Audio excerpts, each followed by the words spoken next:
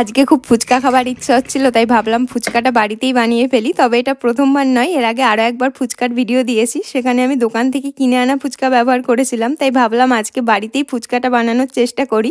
তার আগে আমি ফুচকার আলু আর তেঁতুল জলটা তৈরি করে নিচ্ছি, এরপর ফুচকা বানানোর জন্য আটাটা মেখে নেব। কি বানাচ্ছিস আজ? ফুচকা। আজকেও ফুচকা বানাচ্ছি? এত ফুচকা খাস না তো। ফুচকা খেলে অ্যাসিডিটি হবে, আর অ্যাসিডিটি হলে হেয়ার ফল হবে। তো হেয়ার ফলের ভয়ে আমি কি ফুচকা খাওয়া ছেড়ে দেবো নাকি? হেয়ার ফল তো হতেই থাকে, আর হেয়ার গ্রো করার জন্য আমার কাছে কিন্তু সলিউশনও রয়েছে। এটা হলো অ্যালফ গুডনেসের রোজমেরি ওয়াটার। এটা শুধু হেয়ার ফলই কমায় না, তার সাথে কিন্তু নতুন হেয়ার গ্রোতেও সাহায্য করে। আর এটা স্প্রে বোতলের মধ্যে আসে, যার ফলে কিন্তু এটা ইউজ করাও খুবই ইজি। আরও ভালো ফল পেতে চাইলে তোমরা কিন্তু রোজমেরি ওয়াটারটা স্প্রে করার আগে আমলা পাউডারের সাথে কিছুটা রোজমেরি ওয়াটার মিশিয়ে একটা প্যাক বানিয়ে চুলের মধ্যে অ্যাপ্লাই করতে পারো। এটা মাত্র 6 থেকে 8 সপ্তাহের মধ্যেই কিন্তু নতুন চুল গজাতে সাহায্য করে। আর বাজারে অনেক ফেক প্রোডাক্ট বিক্রি হচ্ছে, তাই আমি প্রোডাক্টটা ট্যাগ করে দিয়েছি। তো চলো এবার ফুচকাগুলো ভেজে নেওয়া যাক।